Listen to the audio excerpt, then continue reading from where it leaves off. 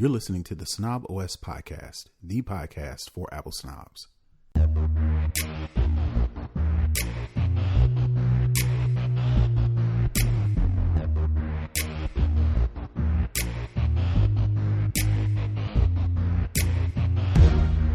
Yo, this is Terrence Gaines, aka Brother Tech. And this is Nika Montfort, aka Tech Savvy Diva. And welcome back to the Snob OS show, the show for Apple snobs, where we talk all things Apple and then some. We definitely want to welcome you back to another episode. This is episode 247 of the Snob OS show. And as per usual, we always want to thank you for hanging out with us so long. We definitely want to give a shout out to our Patreon supporters who show us some love financially. If you want to become a Patreon supporter, please go to patreon.com/snoboscast. And as a little thank you, we give you access to our pre-show where we talk about content that you won't find on this show. And you get access to our Discord community, and you get to listen to the show early because you're listening to it as we actually record it. So we definitely want to thank our Patreon supporters. And like I said, we're going to get right into the show.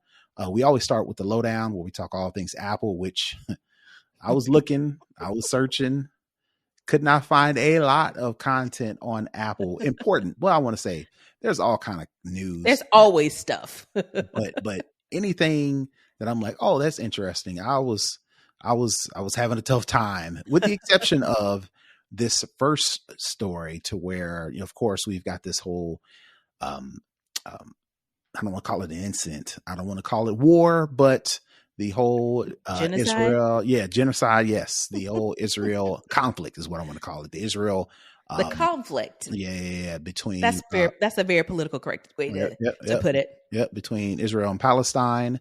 And of course, companies have tried their best to not take sides, to not try to overly advocate for one side or the other, which, I mean, that's what companies do. They don't want to mess up their money. But it seems like Apple kind of stepped in it a little bit, not a lot, but just stepped in it a little bit.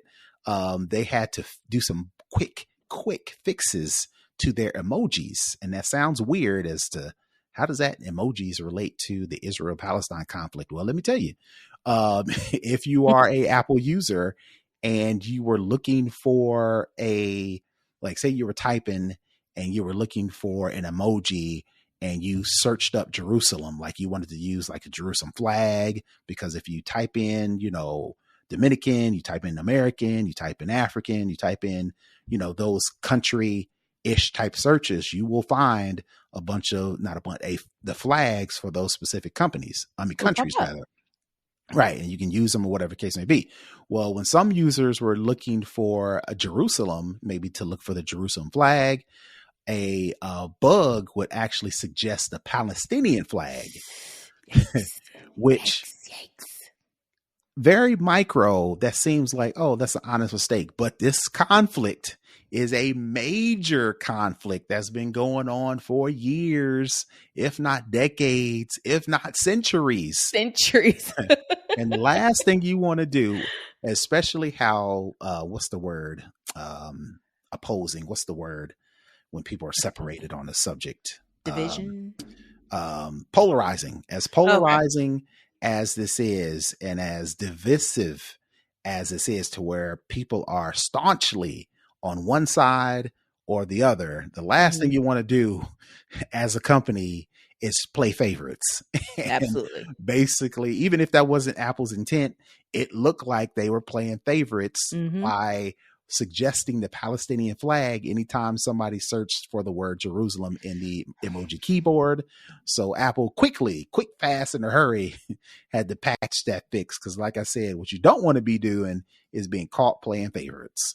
You don't want to be caught playing favorites, and you don't want to slide yourself into a very, as you mentioned, polarizing conflict that's still going on right now. Mm-hmm. They are arguing right now in Congress about funding more of this conflict. So again, except people don't want to play sides.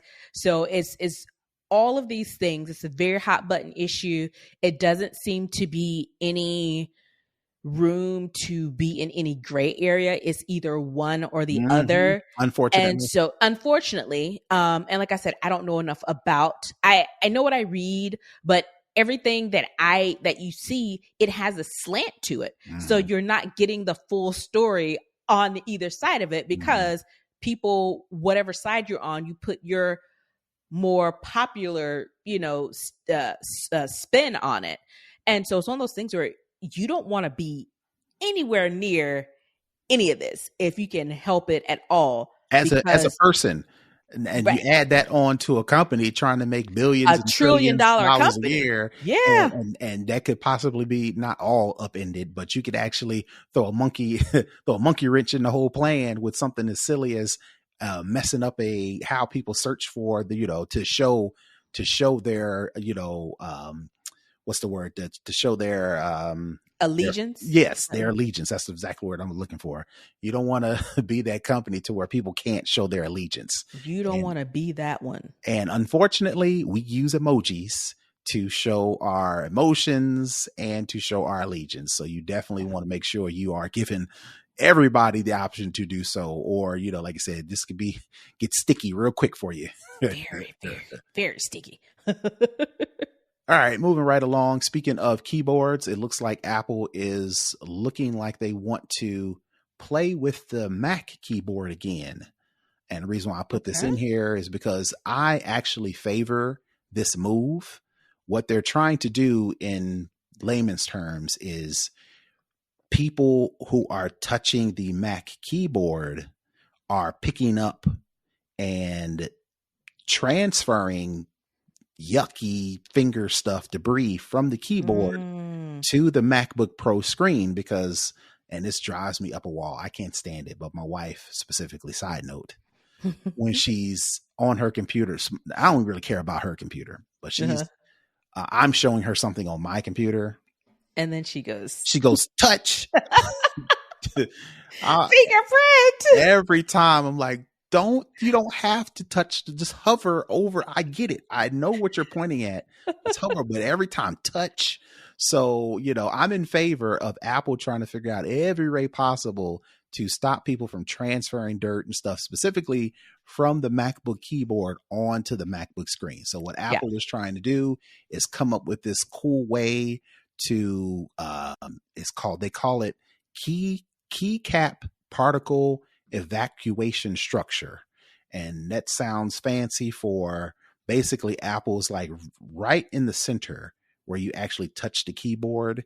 They're going to add some special surface that traps or keeps or removes as much as possible of the stuff that you would then transfer to the keyboard or transfer to the screen. The problem with this is Apple has a terrible track record when it comes to messing with their keyboards. They had that whole butterfly issue to where people were returning 2 and 3 and 4 MacBooks because the keys would get stuck.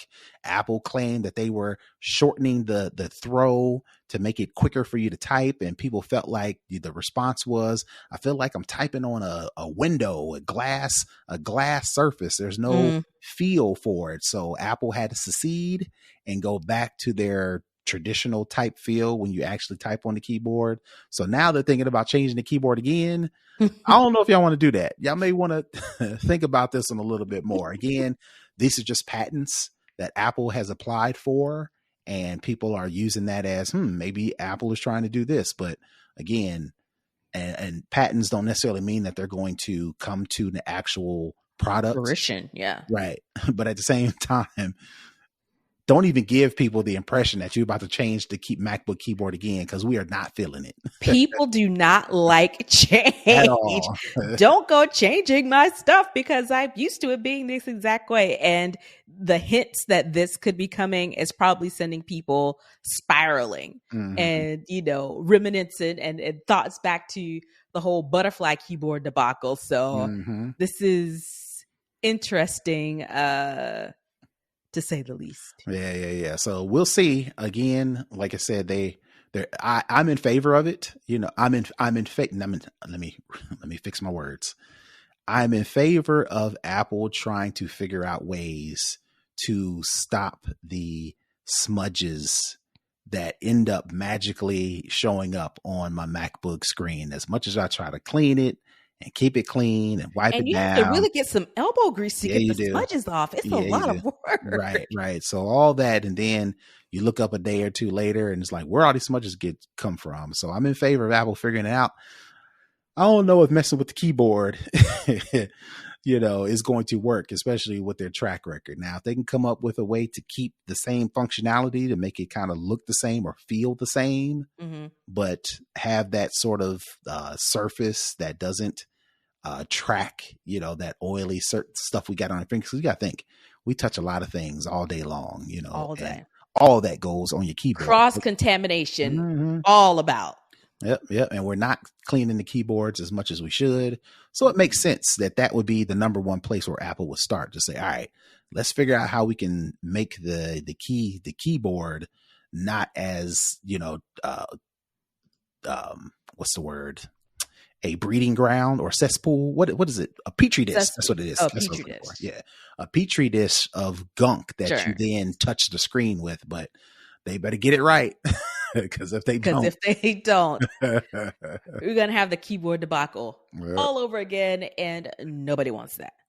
Yep. So surprisingly, like I said at the top, this is going to be a short show because that's all of the interesting stuff I could find on Apple, and probably because, Apple and other media outlets are gearing up for WWDC that's in June, which will come up pretty quick, so I think Apple's kind of gearing up for all the stuff they're going to announce at their keynote and going forward. I think all the tech journalists who are covering Apple are kind of like, all right, let's get our coverage together. And they talk about, little throwaway stories up until then. Right. Yep. So, all right. So that's all I got. Like I said, for the lowdown, we're going to move into second string where we talk tech in general. Probably the biggest story that I could find is this Humane AI Pin that got some attention during CES. Got some attention a little bit before that. And basically what it is, think of a brooch, maybe like a pin. We talked about this on DTNS on Monday. And it was brooch was the word that was used. Okay.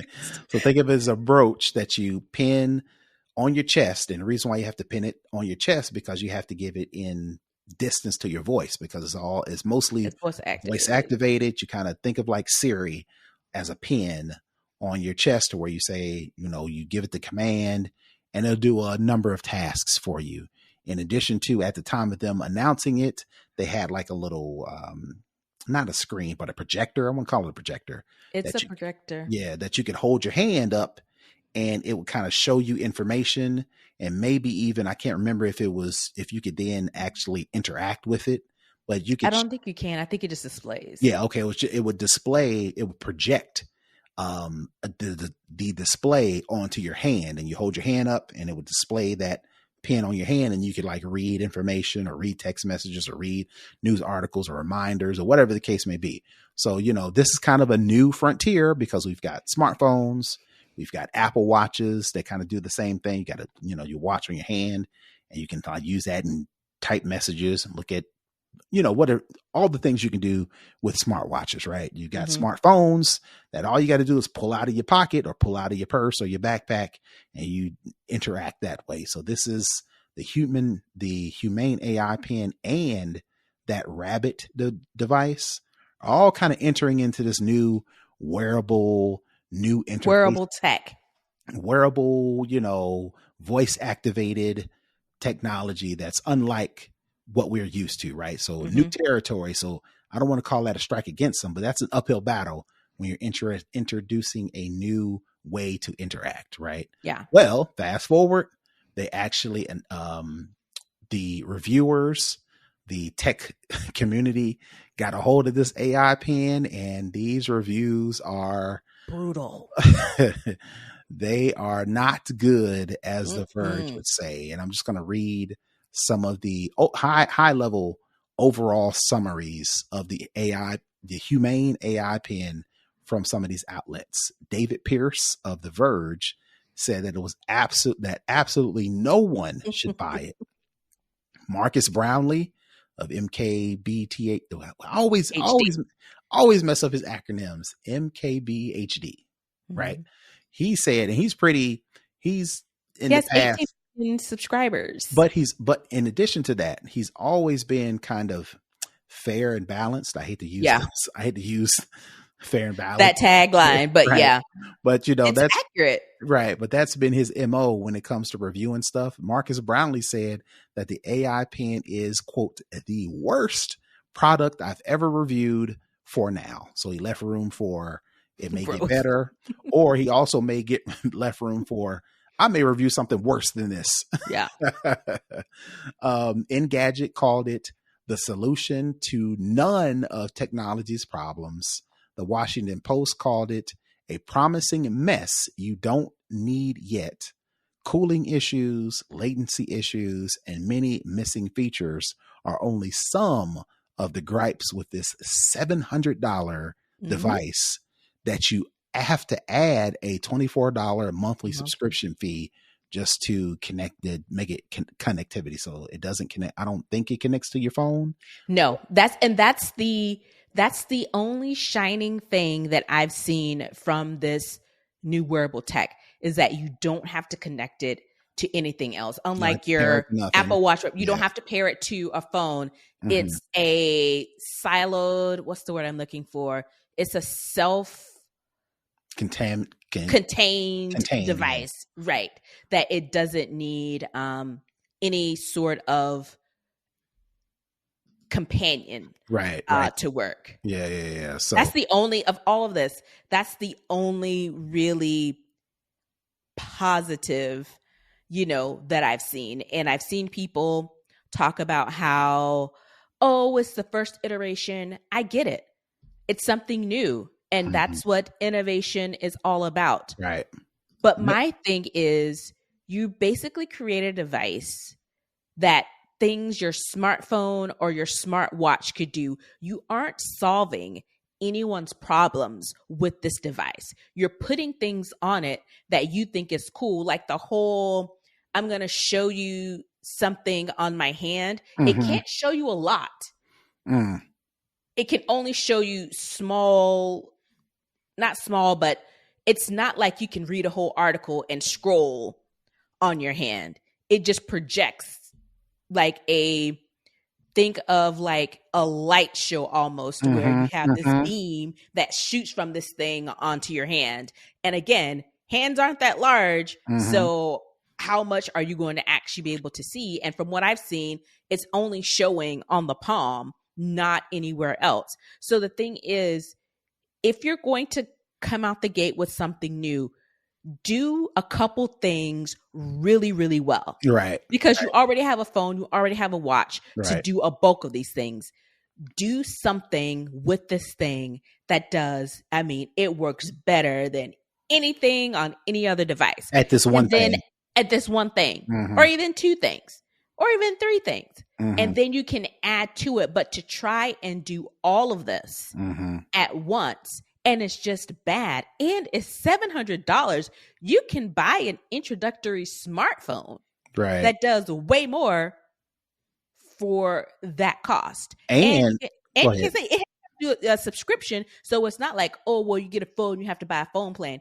You got to buy a plan with this thing too. Right. So it's not like it's, it's on par with what your devices you already have can already do. Right. And the fact that this was started by former Apple executives and designers. So you would think that they would have a leg up on just some dudes out of college who dropped out of Stanford that decided that they wanted to do this new tech startup. These are former academics. I'm saying, now, I don't want to give the impression that, anybody that's come from a Google or Facebook or an Apple automatically knocks it out of the park when they try something different, but daggone for them. And it's ugly. If it's not going to work well, at least make it look good. Right. You can't just be bad on all fronts. I don't know. It's another company that's doing a wearable, and it almost reminds me of just the face of the Samsung. Think of the size of an AirTag. So think if you had like two AirTags together and something that looped it, that connected the two AirTags that you clip on. That's what theirs looks like. It's very sleek. It it was very Apple Watch-esque with Mm-hmm. the way that the bands connected. It was very smooth. It came in colors. I was like, this thing could be terrible, but it looks good. Right. At the very least. People would want to wear it, and it's smaller. Mm-hmm. Even if it doesn't work, it already is outshining this Humane Pin. And I'm really surprised in the age of marketing, Mm-hmm. in the age of influencing, Mm-hmm. that this is what you spent. I think they got like $230 billion, Oh, wow. 230 million from like Steve Jobs, his former wife's, his widow's, Mm-hmm. whatever thing she has that gives away money. I think they got a ton of money, and this is what you y'all come with. yeah, right. And my thing, I get it. I've been in a startup environment before. You iterate, you try things, you do a first round. It may not be so great, and you try again. But for it to be this bad, and you had so much money and so much access, y'all didn't learn nothing from Apple Yeah, and you about design. You didn't learn anything. Yeah, and like you mentioned, it would be one thing if the technology that they use to display the screen onto your hand was awesome. Yeah. It didn't do a lot. You couldn't touch it. You couldn't interact. You couldn't get a lot of information. But when you put your hand up and it displayed that thing, it's like, oh, I could see the benefit of this versus trying to dig in my phone, dig in my pocket to get my phone. To read a text message. Real quick. I can hold my hand up, read the text message really, really clear, and then decide or then use my voice to quickly respond, right? Flawless. It works flawless. That don't work flawless. The voice activate, the voice, not call activation, the voice AI, they couldn't get it to work seamlessly, consistently. Yeah. They couldn't get that to work, like mentioned, latency issues, cooling issues. It's like all the way around, like you said, they spent or raised 200 some odd $1 billion, and this is what we got. So and the talent of people that you had behind it. I'm pretty sure they got 230 million or whatever it was that they got. I said billion. I'm sorry, $1 million. Whatever they got, I'm pretty sure when the investors saw the pedigree of the people that were creating this, they were like, oh, hell yeah, let's make some money. We're about to really be on the precipice of the new thing. And then for it to really fall flat. And I don't know. Go ahead. Well, I won't say completely fall flat, but like I was saying before, in the age of influencers and, market research, who did you have to test this? Did you even bring in not even beta testers? What is it, like consumers when they bring in? We did this at one company I worked for. The feedback where you give. I know what you're talking about. And I was like, I ran one of these for some products that I was trying to get launched, and were the focus groups. Yes, focus groups. Yeah. Did you not bring any focus groups in? Well, maybe they didn't want. Maybe they didn't want the information to leak. I don't know. But anyway, but is that work? Yeah.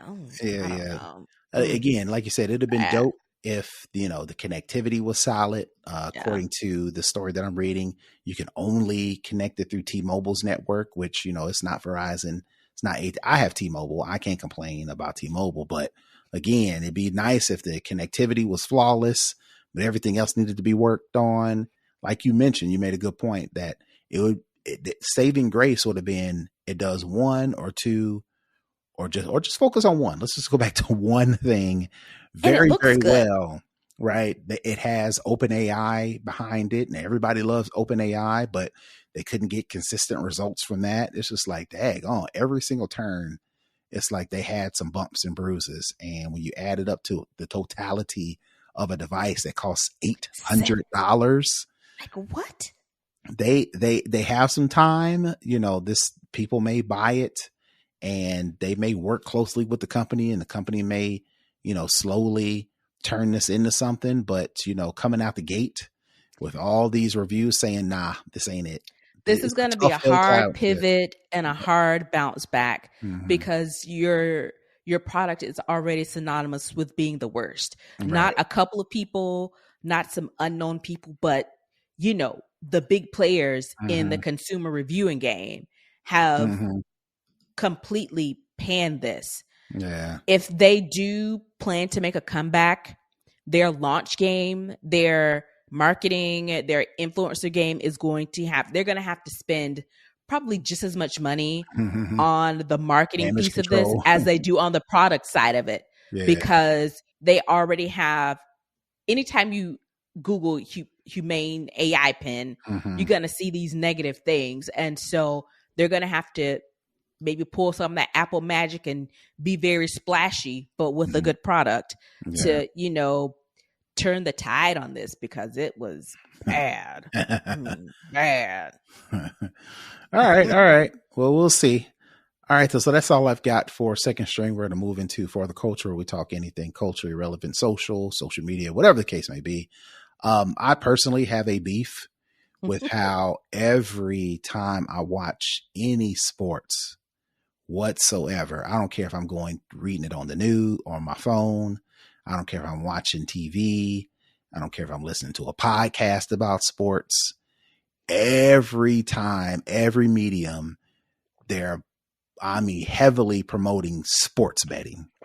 It's legal now, so I can't, it is what it is as far as legality is concerned, but it's starting to bother me that you can't watch any sporting event. I don't care if it's axe throwing. I don't care if it's spike ball. I don't care if it's curling, whatever the case may be. All these sports betting sites, all of the advertisers, you've got, sports analysts, they gotta verbally say, yeah, nah, with the sports betting app, with the this and that, I can do my parlay. I don't know anything about sports betting, so excuse me if I mess up the terminology, because I'm not a gambler at No all. clue. But it's getting so bad to where you've got players that if they win or they lose, they are getting into not necessarily shouting matches, but I've heard stories to where, like, if I'm at a game and, I'm also betting on this bet app, whatever the case may be, I am actually yelling at the players that they're messing my over and under up. And how could you hit that last free throw? I had $3,000 on the so and so and so. Forget the game. Not rooting for your team. Forget the entertainment. Forget no entertainment. That. You messing up my numbers on this sports betting app, right? Yeah. And apparently that's starting to sink in to some of these players, because just recently, Jonte Porter, who was a player for the Toronto Raptors in NBA, he just received a lifetime ban from the NBA for taking part in sports betting. And basically what he was doing, I've never heard of this dude, but basically what he was doing was he was giving information about his own health status to an individual he knew to be an NBA bettor.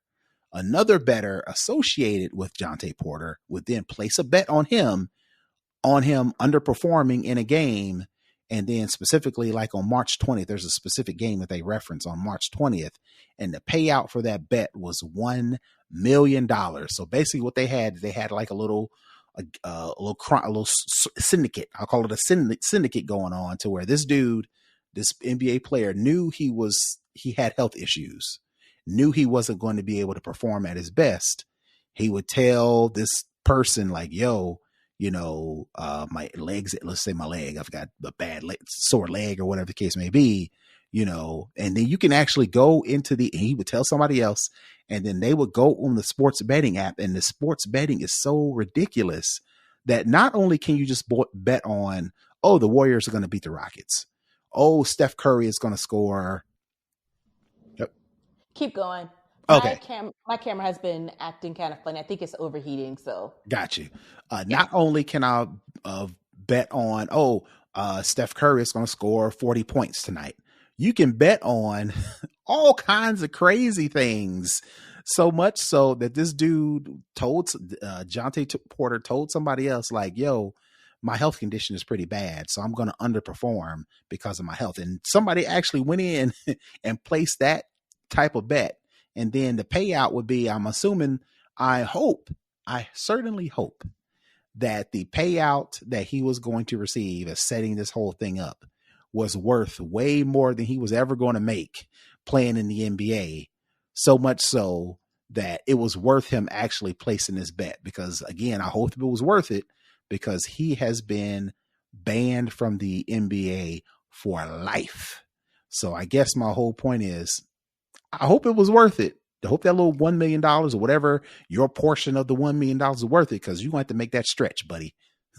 Yeah. And the thing is, if you think overall about the sports betting, I follow Kev on Stage on Twitter. Mm-hmm. He bought a women's South Carolina jersey. He said after he made his purchase, it automatically redirected him to the sports betting site and said, hey, the purchase of your jersey gave you X amount of dollars to bet with. So it's like embedded in everything. And now the fact that it's legal, I could only see it getting much worse. And not only the NBA, but all of the other sports leagues are going to have to build in now some infrastructure around handling sports betting now that it's legal, and what people can do, what they can say. It's a very sticky situation that they found themselves in now that the sports betting is legal and is so ingrained in every aspect of sports. Right. And that's not taking into account that people for the past years, decades, have had crippling gambling addictions. Yeah. So the fact that they are, let's just say I'm a recovering gambling addict, right? And I've been, 5 years sober, whatever they call it in sports betting, right? I think it's sober. I think they use the same terminology. Yeah. So now I go to watch any sports, and all from the players to the coaches to the analysts to the TV show to the commercials, bet, right? So I can imagine how, if I'm able to resist, how unpleasant that is, to where I can't even enjoy the game that I love. Got a 6-year-old, and anytime something scary comes on TV, I got to pause the TV, or I got to fast forward. I got to put my hands over his eyes because he has nightmares. I can imagine a person recovering from a gambling addiction. They got to pause the TV and put their hand over their eyes every 2 minutes, because that's all they talk about on sports. And then like they think they're doing something, because at the end of the commercial or at the disclaimer, it's like, if you have a gambling addiction, please call this number. It's like, come on, man. That's your life. Get out of here with that. Right. Ain't nobody paying attention to that. It's like, yeah, like you mentioned, at all. They're going to have to rethink. They're going to have to rethink this and build some serious infrastructure around this, to where it is looked at as entertainment, because everybody looks at gambling, oh, it's just a form of entertainment. That ain't the case when it's almost shoved down your throats. Anytime you can't escape it. Right? So basically you're telling people who have gambling debt, you can't watch sports anymore, right? Because basically it's going to be shoved in your face, and there's nothing you can do about it. Yeah, and I hate to be no more sports for you.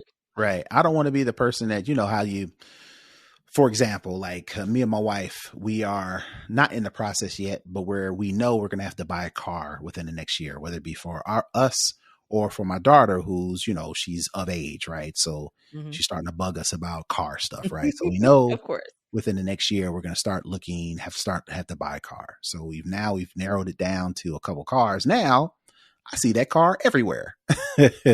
I see it everywhere. So I hate to be that person to where you're listening to this show right now and wasn't even thinking about it. It never really nailed in until I said it.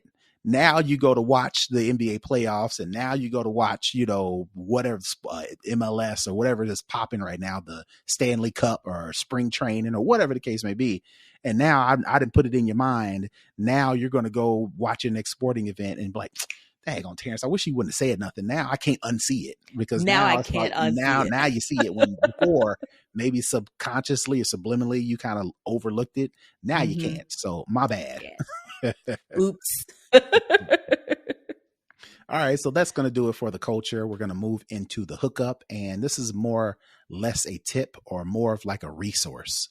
Apple has launched a new manuals, specs, and download site. And basically that's what it is. If you go to this manuals, specs and downloads site, it'll give you a list of devices similar to how you go to the Apple website. You can type in, like, for instance, I have the iPhone 15 Pro Max.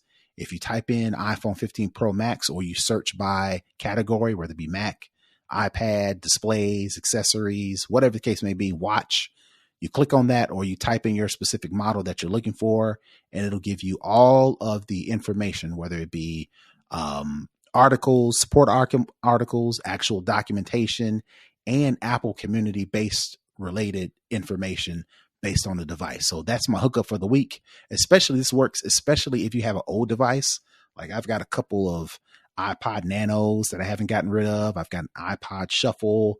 I've got an old Mac Mini that's still kicking, that may not be popular on Apple's proper website.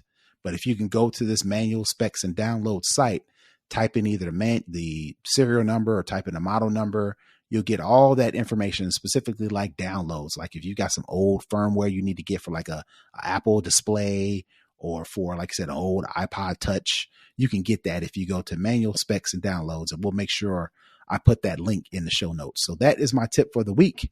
Definitely go to this website if you need to get any information related to your favorite Apple products.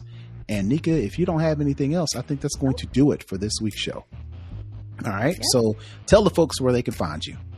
You can find me at Tech Savvy Diva everywhere. Also, as I mentioned earlier, I was on DTNS on Monday, and we talked a little bit about the Humane AI Pin. But what we also talked about is Apple has fallen out of the top spot. Samsung has retaken the smartphone game over Apple, and not by a little bit. So I was looking at that.